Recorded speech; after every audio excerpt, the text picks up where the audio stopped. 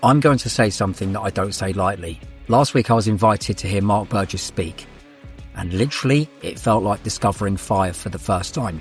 Not an upgrade, not better software, not another shiny proptech tool, fire. The kind of thing that makes you go, hang on a moment, if this is real, everything changes. Because what Mark has built and continuing to build aren't just another CRM. It's not just AI bolted onto a state agency. It's a complete rethink of how an estate agency should actually operate. And if you're listening to this thinking, well, here we go, another proptech founder telling us how to do our jobs, pause. Because Mark isn't just a software founder. He's been in this industry since the mid-1990s as an estate agent and mortgage advisor, and since 2001, entrepreneur building multiple million-pound businesses. And now he's asking the question most agents are too busy to ask. What if the way we run our estate agencies is already outdated?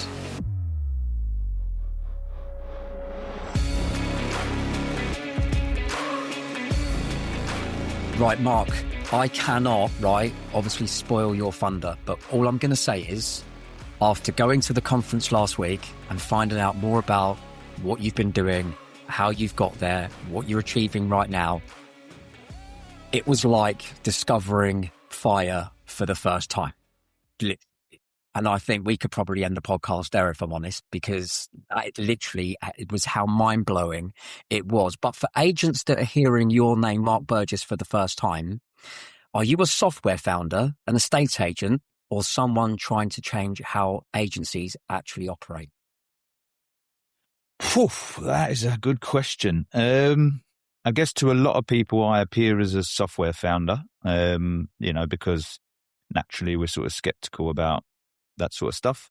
What would I say about myself? I would say I'm somebody that, is trying to redefine the way that estate agency works, make sure that estate agents future-proof their business and make more profit. Mm. Yeah. And where does that passion come from? Because you like within the industry, you've been in the industry operating for what, 2-3 decades? Yeah. I mean, I was an estate agent when I did a couple of dead-end jobs, and then I became an estate agent when I first left school. So if you count from there, then I've been in the industry since, mid-90s. So you're talking 30 years. But I started my first business in 2001. So from 2001, I've just been a kind of entrepreneur, if you want to call it that, running various different businesses. But I've always had something to do with estate agency somewhere, whether it was building products for estate agents, working as an estate agent, working as a mortgage advisor, flipping properties, whatever it might be. I've spent my entire kind of working life around that industry, really. What would you say that passion is? Because that is, like always being there, whether on the fringe or whether involved like you are right now. What is the passion? What is it that keeps you coming back, getting up and creating the sort of things that you've created and the books you've written as well? Yeah, I have to ask myself that sometimes. My wife certainly asks me a lot of the time, why. I think when you go into a state agency, you either get bitten by the bug or you reject it. I was obviously bitten by the bug. And so I've always been into technology. I'm not a coder. I can't code. I mean, I've done a bit of coding, but it's not my thing. But I've always been into technology, building computers from a young age, like out of bits and that sort of stuff. And then understanding kind of how it all connects together.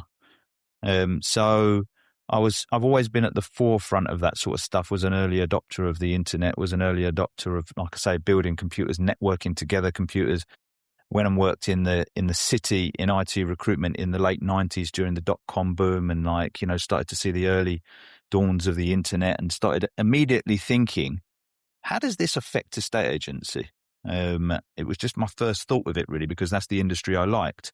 And that's kind of just stayed with me as I've learned more things, seen more stuff. I always link it back to this is what's coming for a state agency. We could build that and we could ignore it and a state agency will either get destroyed or adopt it by itself, or we could just build it and try and, help people to, as I say, future-proof their businesses. So I don't know, it's just something inside of me that my CTO has often said to me, my chief technology officer, like, why don't you just build like what's already out there just a bit better? It'll be a lot easier to sell to people. But it just doesn't interest me. It doesn't really fire me up, and there's already enough of that. So I want to do something that's doesn't seem possible. The type of technology that we build is only used by £100 million companies. It's not used by small businesses. So that fires me up. Yeah. And that certainly comes across. And certainly during the conference, I was like, right, I'm standing in front of someone who is an absolute innovator that is able somehow to see the future and to see the gaps and to see the blind spots. And that is, honestly, that was the thing that really come across. But with what you're doing, you've obviously got Lifecycle, Uzair, and Neuron. Are they 3 separate products or are they one? They're separate in the sense that you would need Lifecycle in order to be able to use Neuron or Uzair. Lifecycle is what most people would associate replacing their CRM. It's not actually a CRM in the technical terms, but for the purpose of what people see CRMs as, a place where they store their information, you would need Lifecycle to do that as the beginning point. You wouldn't have to have a Neuron website if you didn't want to. You could have the website you've got at the moment, and you wouldn't have to use Uzair. You could just not use Uzair, or you could use ChatGPT or something else, I guess, to do certain things. But it's a little bit like you don't have to have an iPad if you've got an iPhone. You could have a Samsung tablet, but there'd be certain things that didn't work, if that makes sense. Mm. So, you don't have to use all of the products, but the starting point is using something like Lifecycle. And I don't say, when I said about like discovering fire for the first time, I don't say that lightly, because that's what it felt like. It was like watching iRobot when iRobot first came out, and seeing like, the new Audi and going, oh my God, and seeing all, like it was, in the future, but we're there now. We're absolutely there now. Can you explain a little bit more detail about what Lifecycle is, what Uzair is, and what Neuron is? Yeah, so the easy way of looking at it is our company is Iceberg. So Iceberg is an AI operating system for estate agents. And then underneath that, there are various products. So as I say, very similar to Apple is the company. Underneath it, there's an iPhone, an iPad, a headset, like a watch, all of these different things. And you don't have to use them all. But if you do use them all, they sort of sync together beautifully inside this one ecosystem. So where up until this point, estate agents have had lots of different products that they might try to piece together. Again, a little bit like maybe an Android system of things. There's a lot of issues with that. We have one central ecosystem. So Lifecycle, as I said before, it acts like a CRM. It replaces your CRM, but it's actually what's called a big data system, which is a bit too technical for people. It doesn't matter too much, but it's the way that the data's stored behind the system. And because of that, it can do lots and lots of different things with the data that's stored there, more things than, say, a traditional CRM. And then a Neuron website, for instance, if you just a quick example of how an ecosystem might work. When a person visits your Neuron website, a member of the public, a Neuron rebuilds the whole site faster than you can blink based on everything it knows in Lifecycle. So let's say, for instance, it's somebody that you did a market appraisal for 6 months ago, and the AI inside our system has identified that you're now on the market with another agent. When you visit the website, you don't see things saying book evaluation. You start seeing little bits and pieces saying what to do if you're not happy with your agent. If you're a buyer that's got a house to sell that's not yet on the market, you start seeing testimonials and call to actions around that. If you've done a valuation with us. You don't see the book evaluation button. Again, you might see more testimonials. The system knows if you're a buyer, a vendor, a landlord, or a tenant, so it shows Google reviews that relate to you rather than just random Google reviews. So you can only really do that sort of stuff inside an ecosystem. You don't have to have that website. You could just keep your existing website. But when it comes time for you to decide you are going to do a new website, it probably makes sense to have one inside the ecosystem.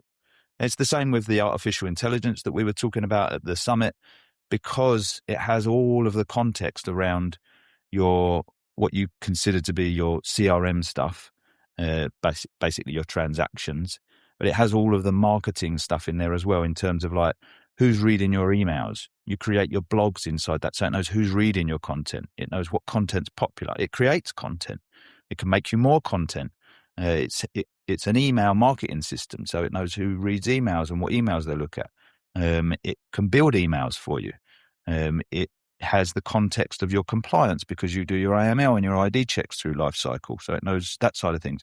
It's got all the viewing feedback. It's got all the market appraisals that you ever did, who's looking at them, who's active. It's got all the sales progression. It's got all of the prospecting side of things. The AI scouts are going out there, looking across the portals, getting the full addresses of properties, bringing them into the system and matching them up with all the contacts in your database. So it's got all of that context. So therefore you can start to do more things than you might do if you had them all in separate places, if that makes sense. It does. It does. and that brings me on to my next question, right? Because historically, estate agents are rewarded for example, effort, calls, door knocking, chasing. And what you're saying there is that like this is the ultimate employee, as I see it, in terms of actually I can really run a business, because I'll admit straight away, my funnel is clunky. I'm using Kit for my emails. I'm using Google Forms for like my pre-qualification valuation calls. I'm using TikTok, and interesting what you said just a minute ago, because someone reached out to me and said, look, I've got a problem with Japanese knotweed. I saw a video you did. Can you come to my house and basically help me sell this? Because the agent's just not working for me. But they come across that really randomly. Yeah, that's right. You know, as I said at the beginning, like, I think on my journey, I got into data real early. So as soon as the iPhone was out, I was already on it, or was already like, what is to this point of this? Why are they doing this? And really dug into that from a very early age. By 2012, 13, we were already building the type of data systems that you could argue were even more advanced than the ones that like Apple were using. I know that sounds crazy because they're a multi-billion pound company, but we just got it. And so we can, the bit that most agents get even not confused about or creates an argument in their head. One of the things you said there, which I sort of disagree with, but I know why you're saying it, but just for clarity for agents, I don't see it as replacing humans. And so that's the argument that most people have. They go like, oh, but you need the human touch. You need the personality. 100% you need that. And so all of the technology is to empower that, so that there's a person on your website reading about Japanese knotweed who is on the market with another agent and has been on the market for more than 8 weeks. And this is the opportunity for you today to have this conversation as a human, because what we buy as humans is we buy into people respecting us. You know, we buy into someone looking you in the eyes and saying, you know, I want to give you a good service. I want to help you. The computer can't replace that. The computer can just put you in the right place at the right time to have those conversations. So when agents are going, yeah, but you know, you can't replace the human aspect, they're talking bollocks around the idea of like the phone calls that you take when just random inquiries from people. Like that's not how you do it. Like you have to employ a lot of people to do that and to do it well. And estate agents can't afford to do that because the fees are not high enough. And so things slip through the net. Probably the most precious things slip through the net somewhere because you're busy dealing with some wanker who's trying to make a complaint about something or is just arguing with you about something. And like the computer can take care of a lot of that stuff, and it can just find you the gold or the high risks even in your system, the things that if you were an owner you'd want to know about because there's a complaint bubbling somewhere. You want to get involved in it, but somehow you've missed it because you're fixing some fire somewhere in the business. So just to make it clear, like, the technology isn't there to necessarily be your best member of staff in terms of talking to the public, but it is there, yes, to be like an incredible fleet of employees that just are looking through all of the information that's out there. Your TikTok information, like, your transactions, your sales progression, your marketing, your everything you can think of that at the moment is just kind of happening and hoping for the best and going, I've identified all of these things that you could do today, depending on whether you want to get more instructions, get more sales, get more viewings, get more exchanges. Like, what do you want to do? I'll show you where to go for it. Exactly that. And that for me is the really exciting part, because my world, right, is relentless in the sense that I'm having to follow boring, consistent habits to try and get the result that I want to get. And so what you've created, and certainly this is how it's coming across, is something where actually now it starts to get really exciting. It starts to get really exciting because it's going to need my input, right? But equally, I'm going to be at the end with the output as well. So now I'm not just talking to one person about Japanese knotweed. I'm talking to multiple people that may be in a local area that are suffering the same ills. Their agent's not actually performing. Their agent's getting things wrong. Their agent is trying to put offers forward without the buyer knowing about the Japanese knotweed, and it's going completely wrong. Yeah. And I think, that's right. This is now a conversation, one to many, right? Absolutely. Yeah. I mean, when we built our very first data system that did this, was about 2012, 13. We just built it for ourselves. And up until that point, we'd just been doing things the traditional way in terms of sales. At the time, we had a system that built digital magazines for estate agents. The iPhone had only been out for a few years. It would suck all your properties in from your CRM. It would bring all the descriptions, and it would build this beautiful looking magazine with articles in it and all this sort of stuff in a few seconds. And we were doing it the traditional way. We had people that were phoning estate agents, asking if they liked the sound of doing their own magazine with David Beckham on the front cover. They would say yes or no. We'd go and see them. We'd do a presentation on the software. They'd buy it or they wouldn't. And I started to think to myself, like, there's got to be a better way than this, because I've got some salespeople that seem to be performing really well and some that don't. What's the one that's performing really well doing that the one that isn't doing? And you try to get to the bottom of it, but you struggle. And I wanted more data. I wanted to know, like, but hold on a minute. Also, what happened to all the estate agents that we spoke to that were interested that never turned into a deal? I mean, we spoke to hundreds over the years. Where have they all gone? Like, who's following up with them? And eventually we built this system whereby we had no salespeople. So since then, you could argue we've had a couple of salespeople since then, but generally we've had no outbound sales at all for the last, I don't know, more than a decade.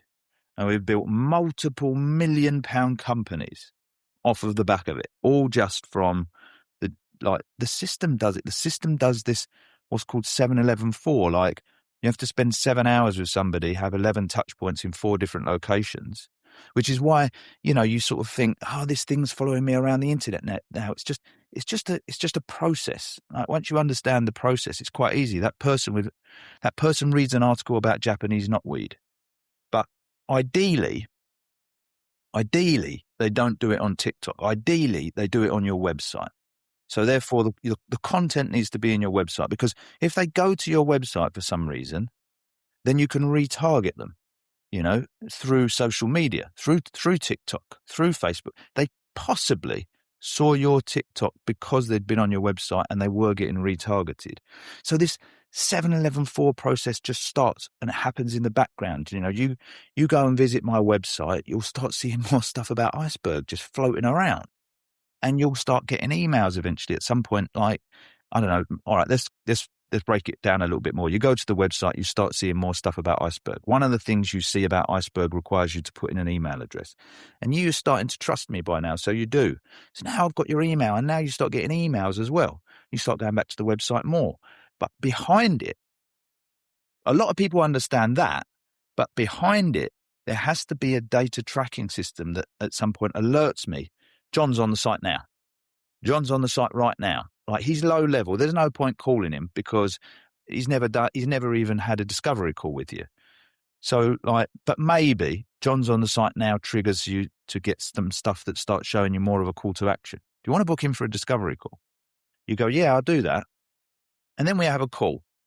And then you go away again. And my 7-11-4 system carries on. And now John's on the website and he's had a discovery call. You might want to give him a call. You know, it just brings me the gold.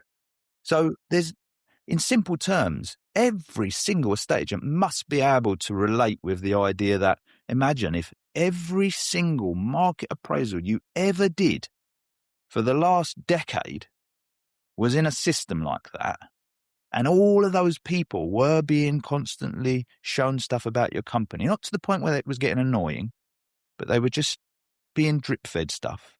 And any time that any of them were reading anything, you got a notification saying, hey, you know John Smith, whose house you valued 2 years ago that you thought was really interested in listing, but he just ghosted you. He's on your website at the moment. It's easy at that point, right? It's really easy. Yeah. And it just grows from there. So exactly that, because what am I interested in? I'm interested in what I want. And it's the same, obviously, for the buyers and the sellers and the people out there, in any walk of life. They want what they want. But here's the thing for you.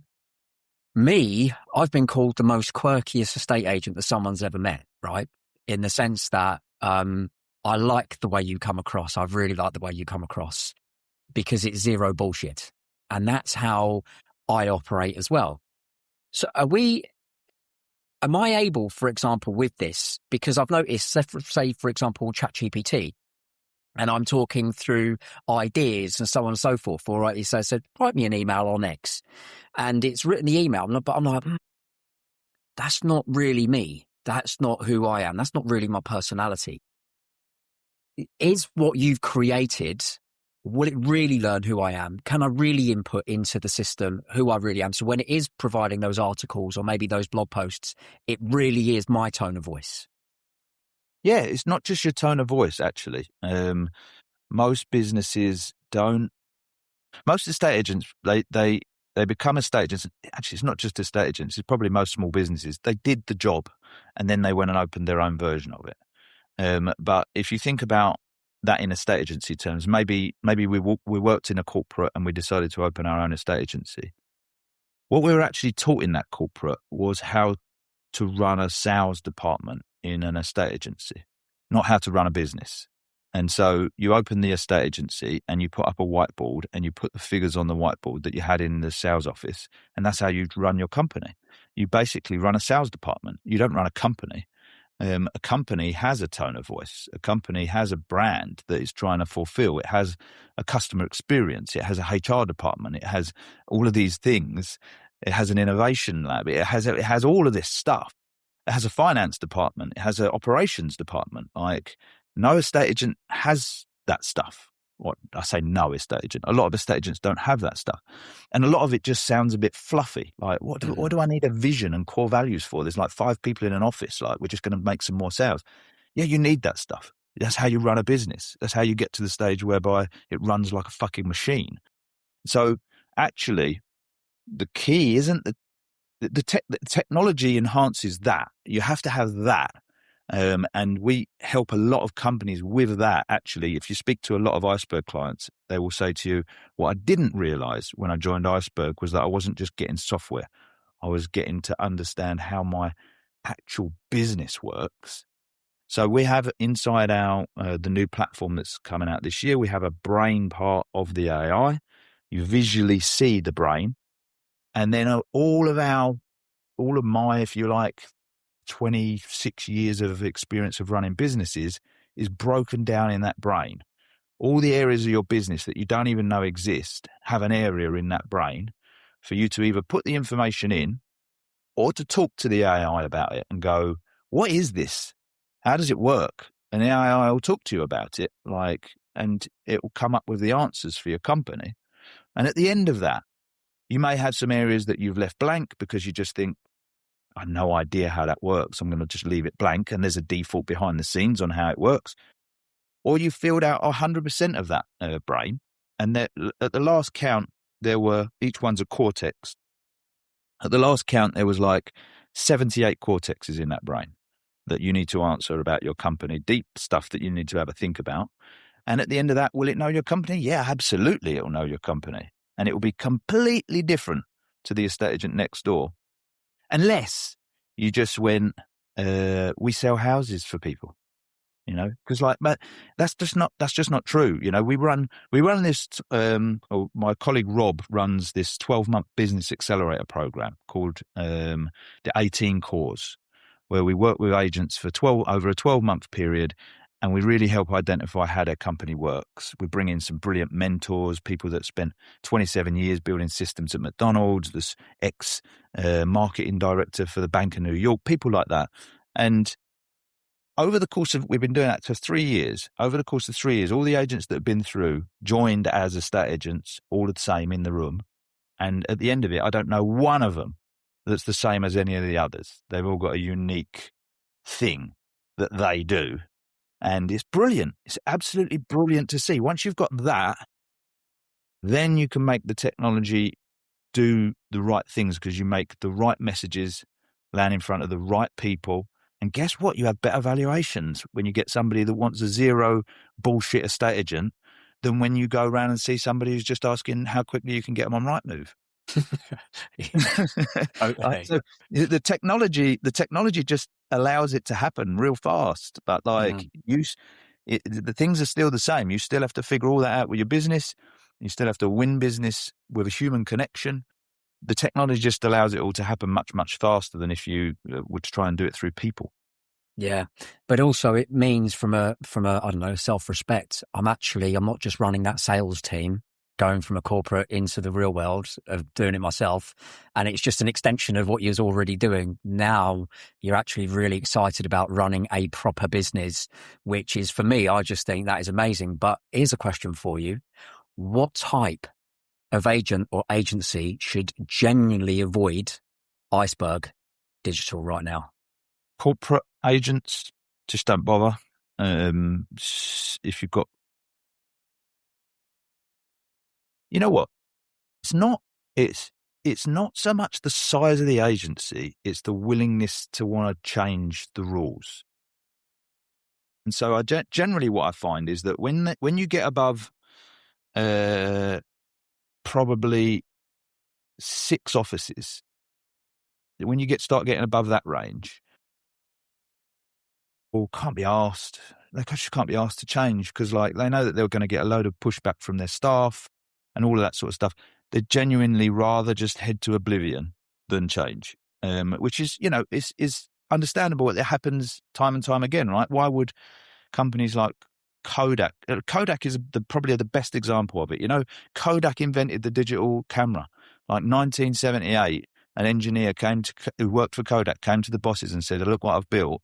And they said, hide that because that will put us out of business, bury it. And guess what? It put them out of business. Once you get above 6 branches, which is not that big, but you're talking probably at that stage, you're up to maybe 30, 40, 50 staff because of the way a state agency works. It's a hassle. It's oh, yeah, this sounds great, but I can think of 10 people right now that are not going to like this. I have got companies that are bigger than that have been through the change, but I admire them so much. To have a 10-branch company turn over millions of pounds and go, you know what? I'm going to rip up the fucking rule book and people can come with me on this journey or they can fuck off and work somewhere else is a really hard thing to do. So generally it's 1 to 4 branch agencies that feel like they've been successful, but they just don't like the way a state agency works. They think it's crap. They think the technology's crap. And they think there must be a better way. Those people are fucking perfect because they've got the want to change. I guess like anything in life, like if you want to lose weight, like it's easy to say, it's hard to do. So you've got to want it. You've got to want it real bad, and then you've got to be willing to go through the process. And we've got an endless stream of evidence of it working. Like people doubling their revenue per employee, 6xing their revenues, an endless stream of it. People that you can talk to about it, case studies, whatever. But it's straightforward. It's just not easy. Yeah, no, absolutely. But again, it's that making that decision to change and actually go, no, this is where we're going. This is the North Star. This is the journey we're now on. And I definitely, I agree with you. Massive respect to anyone in any industry that decides, no, I'm now running my own ship and that's it. I'm not following the masses, which sort of leads me on to my last question, if I may, Mark. What are your thoughts on the next 5 to 10 years for estate agents? Because as I see it, and tell me if I'm wrong, if what you're doing isn't really implemented by agents, we're already seeing a lot of agents moving across and going, say, self-employed. Things are changing. We don't quite know where it's going to go, but what do you think is going to happen to the world of estate agency over the next 5 to 10 years? Well, since 2018, I've been saying there's a divide. There's agents going out of business. There's agents having their record months, and they're in the same towns. The problem is that it's hard for people to see, like that, because they might go, yeah, but you were saying that in 2018, and like it hasn't happened yet. It has happened. It's happened catastrophically. I know so many businesses that just don't exist anymore. The crazy thing is that like, it happens almost without people paying attention because new competitors arrive. So it's not that, everyone's going to go out of business and there'll just be a few estate agents left. No, there'll always be new competitors. But those new competitors that we're seeing set up are setting up. There's no point in them setting up Blockbuster when they know Netflix already exists. They're setting up this way. And the competitors that are not changing are just going, this is getting hard, and then they go out of business, or they sell up, or they retire, or whatever they do, and that's happening en masse, like faster than it's ever happened. We see agents all over the country having like record months, and at the same time on Facebook, you're seeing agents in the same town going, "Oh, it's getting hard," like Rightmove put their fees up by 10%. It's going to put me out of business. It's like, fuck off. Do you know what I mean? Like, a bill for a portal, no matter how big it is, at this stage, the cost of something like Rightmove should not be the thing that's deciding whether you have a fucking business or not. Do you know what I mean? We're talking, 15 grand a year for one branch to have Rightmove, something like that. Like, if that's putting you out of business, like there's some other fucking problems going on, right? So I think over the course of the next 3 years, it goes at super speed. That change goes at super speed. I've been talking about it for the last 8 years, and it's been happening, and it's been getting wider. But in the next 3 years, it goes super quick because I've already got agents using certain bits of AI and certain bits of technology that is just doing things at a rate that's incredible. Those scouts that I mentioned that scour the portals, they don't just scour the portals and find the full addresses. They then go into the agent's database and they look at what buyers have we got that match against this property, and the breakdown of those buyers. Who's first-time buyers? Who's got nothing to sell? Who's really appealing? What have we sold nearby? All of that sort of stuff. It then writes the pitch to the person about why it's personalised. And in about 2.5 months of 20 agents trialing that, we got just under £1 million worth of business, like, for the agents. Like 20 agents in 2.5 months. It's just fucking crazy. So as this starts scaling up and agents start using it, those agents on the wrong side will just start feeling that pressure more. It'll get worse and worse, and they don't even know why it's getting worse. To them, it's just the market's not great. But just look at the stats. Like, someone's winning, and it's not you. So that's the way I see it. And I like you said at the start, like, I've got this weird superpower. My COO says I've got this weird superpower of being able to see round corners. And I've built a career out of it. And I don't feel like I'm going to be wrong now on this one. So for me, next 3 years pretty much defines whether you stay in business or whether you go out of business. If you've got a traditional estate agency, in terms of, I don't know, you've got one of the traditional CRM systems and you do all of the things that you used to do when you're in corporate, that sort of thing. I think the next 3 years is pretty defining for that. Mark Burgess, CEO, Iceberg Digital, thank you so much for coming on this podcast. Yeah, no problem at all. Anytime. Let's just zoom out for a second, because when I said at the start of this podcast, it felt like discovering fire for the first time, I actually meant it. Fire changes everything. You can ignore it, you can fear it, you can pretend it's dangerous, or you can learn how to use it. And that is what this conversation was really about. This isn't about replacing agents. It's not about robots doing valuations. It's not about removing the human element. It's about leverage. It's about intelligence. It's about running a real business, not just spinning plates and hoping nothing falls.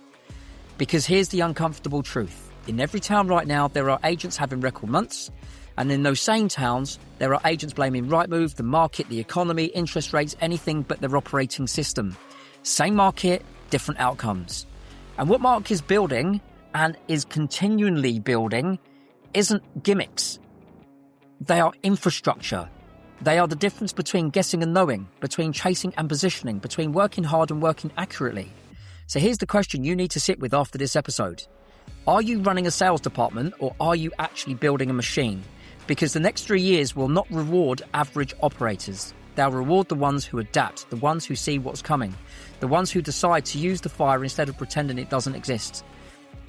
Honestly, Mark, genuinely thank you so much for coming on this podcast. And for everyone listening, if this episode made you feel slightly uncomfortable, slightly excited, slightly aware that something's shifting, good, because it means you're paying attention.